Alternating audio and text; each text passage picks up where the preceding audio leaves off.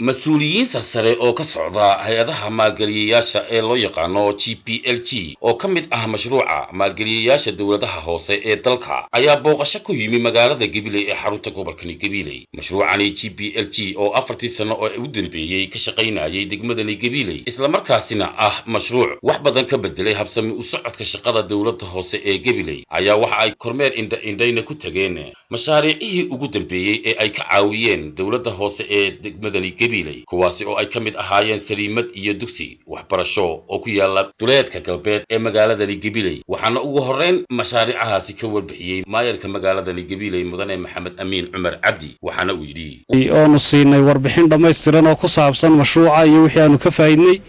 waxayna weydiiyeen su'aalo ku saabsan mashruuca waxaanu uga waranay runtii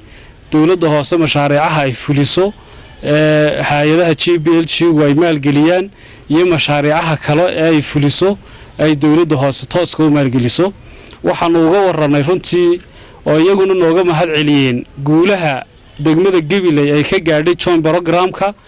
iyadoo aanu ku faani karno sanadkii 2015 in qiimeyntii lagu sameeyay degmooyinka mashruuca GPLG uu ka jiro ay Gabiley noqotay degmada koobaad ee wanka u gasha oo ka sareysay degmooyinkii 10 sano ee u dambeeyay oo mashruucu ka shaqeynayay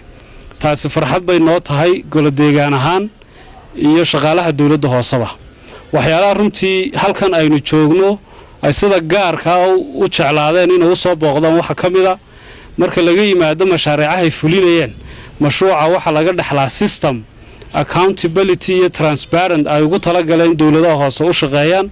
oo hantida maamulayaan iyo shaqada qabanayaan ba ay noqoto mid xaliibnaan iyo xisaabtan leh marka halkan aynu joogno MCH ka dawladda hoose waxay ka fulisay mashruuc iyadu fulisay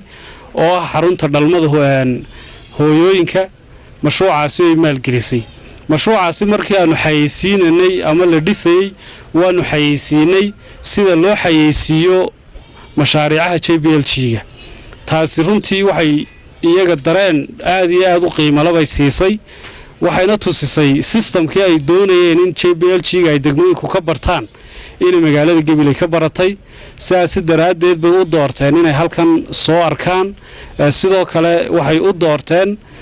baahidaasi hooyooyinka iyo caruurta ku saabsan oo si gaar runtii ay u daneynayeen here and we appreciate your hospitality.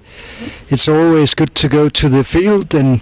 see our support as we are one of the donors of JPLG. saako waxaan Gabiley degmada Gabiley anoo ku wada soconnaa hay'adda GPLG denayda iyo badan oo kale mataqaanaa la socday waxa kale ay la socday waliba mataqaanaa championka Axmed Warsame waxaan aad ugu faraxsanahay baan indhahay ugu qabteen waxay qabsadeen ama waxay sameysteen oo aad iyo aad ugu bognoon isheeda ku soo taabanay oo muddo la kulanay oo inoogu warrameen moogtay markii hore hoolka markii dambe soo taabanay. This MCH has been established in 1991 by MC Foley. This is the only MCH of this district. So our catchment area is 73,000. So the staff of the MCH are about 20 persons. waxa iyaguna dhankooda ka mahad celiyay qaar kamid ah shacabka ku ganacsada saliimadaha oo iyaga loo sameeyay dhismahani ay ku ganacsan jireen nadaafadayadii oo boqolkiiba boqol ah oo maalin walbana laga xaadho intaasoo nin soo galaan iyo intaasoo dumariibo aad iyo aadna looga xaadho waxaan leenahay dawladda sharafta leh way ku mahadsan tahay maxamed midna aad iyo aad baan ugu mahadnaqay